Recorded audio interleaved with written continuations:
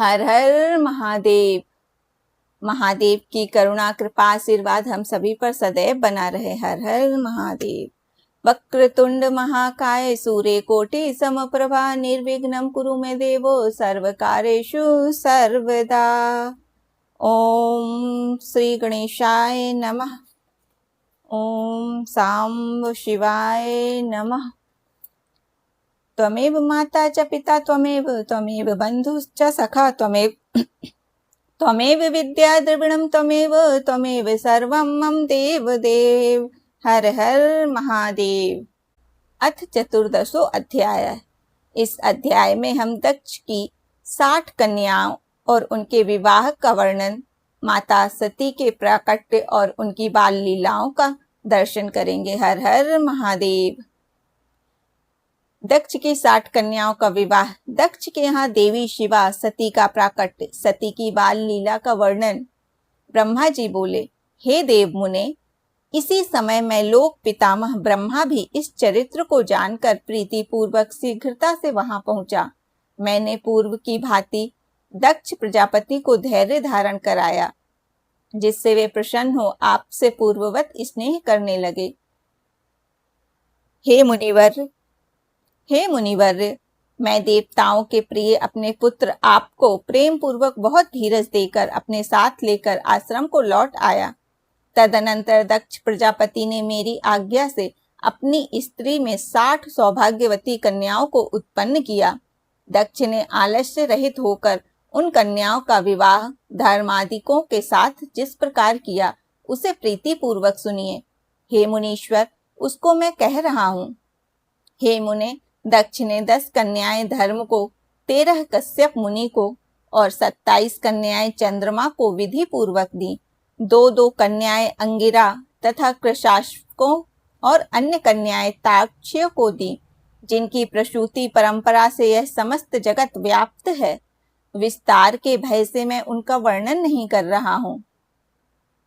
कुछ लोग शिवा को इन कन्याओं से ज्येष्ठ कहते हैं, कोई मध्यम कहते हैं और कोई सबसे छोटी मानते हैं, किंतु कल्प भेद से ये तीनों ही सही हैं।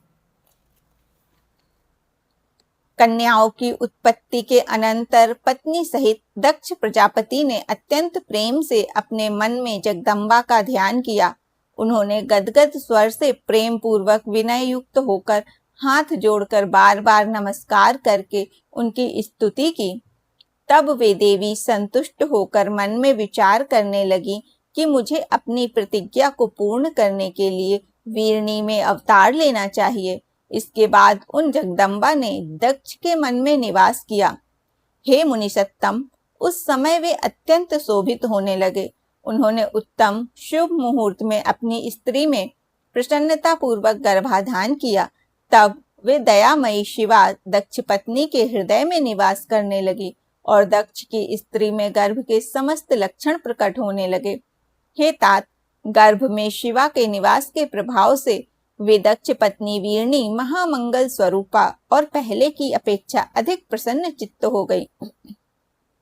उस समय दक्ष ने अपने कुल के संप्रदाय के अनुसार, वेद के अनुसार तथा अपने सम्मान के अनुरूप प्रसन्नता पूर्वक पुंसवनादि सभी संस्कार किए। उन पुंसव नादी कर्मों में महान उत्सव हुआ। दक्ष प्रजापति ने ब्राह्मणों को उस समय यथेष्ट धन प्रदान किया।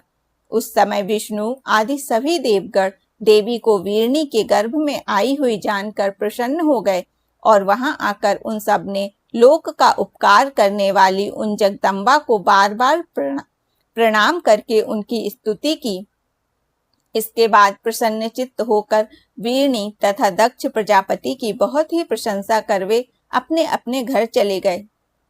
हे नारद, हे मुने, इस प्रकार 9 मास पूर्ण हो जाने पर समस्त लौकिक क्रिया कर लेने के बाद जब 10वां मास पूर्ण हो गया, तब वे शिवा, चंद्र, ग्रह, तारा आदि के अनुकूल होने पर सुखद मुहूर्त में शीघ्र ही माता के सामने प्रकट हो गई। उनके उत्पन्न होते ही प्रजापति दक्ष बड़े प्रसन्न हुए तथा उनके प्रकृष्ट तेज को देखकर उन्होंने उन्हें वही शिवा देवी समझा। हे मुनीश्वर, उन देवी के उत्पन्न होते ही उस समय आकाश से पुष्प वृष्टि होने लगी, मेघों ने जल की वर्षा प्रारंभ कर दी और सभी दिशाएं शांत हो गईं। देवता आकाश में स्थित होकर उत्तम बाजे बजाने लगे और शांत अग्नियां प्रज्वलित हो उठी।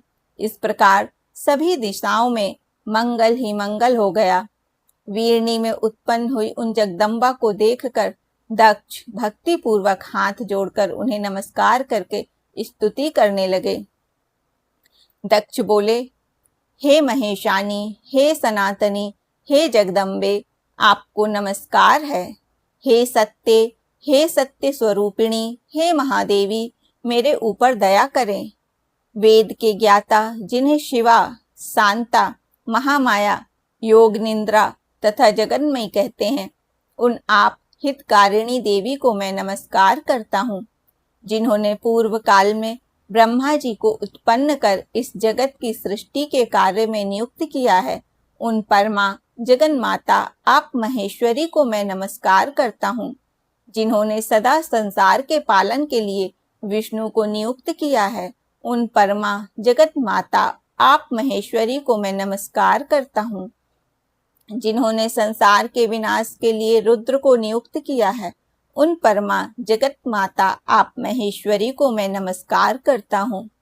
सत्व, रज, तम रूपों वाली सदा सर्वदा समस्त कार्यों को साधने वाली तथा तीनों देवताओं को उत्पन्न करने वाली उन आप शिवा देवी को मैं नमस्कार करता हूँ। हे देवी, जो आपको विद्या अविद्या इन दोनों रूपों से स्मरण करता है, उसके हाथ में भोग तथा मोक्ष दोनों ही स्थित हो जाते हैं। हे देवी, जो परम पावनी शिवा स्वरूपा आपका प्रत्यक्ष दर्शन करता है, उसे विद्या तथा अविद्या को प्रकाशित करने वाली मुक्ति अपने आप में मिल जाती है। हे जगदम्बे, जो अंबिका, जगन्मयी एवं दुर्गा इन नामों से आप भवानी का स्तवन करते हैं, उनके सभी मनोरथ पूर्ण हो जाते हैं। ब्रह्मा जी बोले, जब इस प्रकार जगत माता शिवा की स्तुति दक्ष प्रजापति ने की, तब वे दक्ष से इस प्रकार से कहने लगी, जिससे कि माता वीरणी ना सुन सके। नाना प्रकार के रूपों को धारण करने वाली उन परमेश्वरी शिवा ने सबको मोहित करके इस प्रकार सत्य कहा कि उसे केवल दक्ष ही सुन सके, अन्य कोई नहीं। देवी बोली, हे प्रजापते, आपने मुझे पुत्री रूप से प्राप्त करने हेतु पहले मेरी आराधना की थी, वह आपका अभीष्ट पूरा हुआ, अब आप पुनः तपस्या कीजिए। ब्रह्मा जी बोले, इस प्रकार दक्ष से कहकर वे देवी अपनी माया से शिशु रूप का रूप धारण कर माता के पास रोने लगी। उस रोदन को सुनकर और उसे स्त्री का शब्द जानकर स्त्रियां तथा समस्त दासियां भी आश्चर्यचकित हो प्रीति पूर्वक वहां गईं। अशिकनी की सुता के रूप को देखकर सभी स्त्रियां परम प्रसन्न हुईं। उस समय समस्त नगरवासियों ने भी जय जयकार किया। नगर में गाने बजाने के साथ महान उत्सव होने लगा। पुत्री का सुंदर मुख देखकर अशिकनी तथा दक्ष परम प्रसन्न हुए। दक्ष प्रजापति ने विधि पूर्वक वेद विहित कुलाचार किया और ब्राह्मणों को दान दिया तथा अन्य लोगों को भी बहुत सा धन दिया। वहां सभी ओर मंगलाचार पूर्वक गायन तथा नृत्य होने लगा और अनेक प्रकार के बाजे बजने लगे।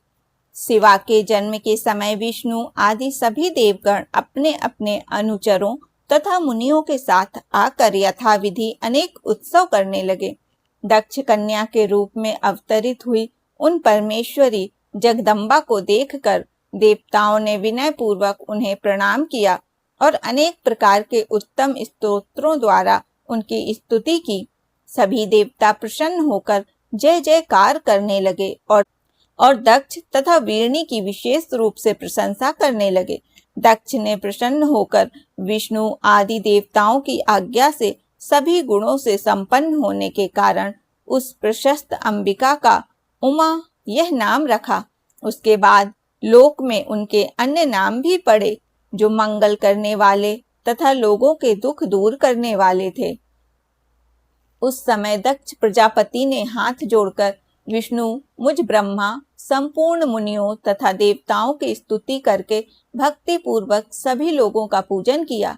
तदनंतर विष्णु आदि सभी देवगण दक्ष की प्रशंसा करके शिवा तथा शिव का स्मरण करते हुए अपने अपने स्थानों को चले गए। उसके बाद माता ने भी यथोचित रूप से उस कन्या का संस्कार कर बालकों की स्तनपान विधि से उसे अपना दूध पिलाया।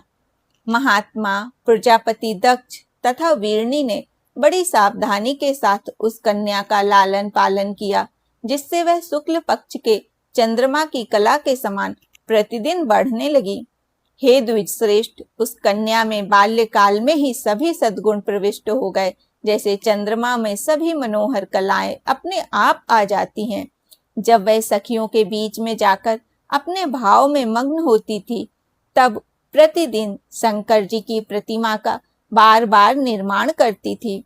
जब वह शिवा बालोचित गाने गाती, तो वह काम पर शासन करने वाले हर, रुद्र तथा स्थाणु का यानी गाने के बहाने स्मरण करती थी। दक्ष प्रजापति तथा वीरनी का स्नेह दिन प्रतिदिन उस कन्या पर बढ़ता ही गया। यद्यपि वह बालिका थी, फिर भी वह अपने माता पिता में बड़ी भक्ति रखती थी। सभी बालोचित गुणों से परिपूर्ण वह उमा देवी अपने घर के सभी कार्यों को निपुणता से संपन्न कर प्रतिदिन अपने माता पिता को संतुष्ट करने लगी। इस प्रकार श्री शिव महापुराण के अंतर्गत द्वितीय रुद्र संहिता के द्वितीय सती खंड में सती जन्म एवं बाल लीला का वर्णन नामक 14वां अध्याय पूर्ण हुआ। हर हर महादेव। महादेव की करुणा कृपा आशीर्वाद हम सभी पर सदैव बना रहे। अब अगले अध्याय में हम सती द्वारा नंदा व्रत का अनुष्ठान और देवताओं द्वारा शिव की स्तुति का पाठ करेंगे। हर हर महादेव।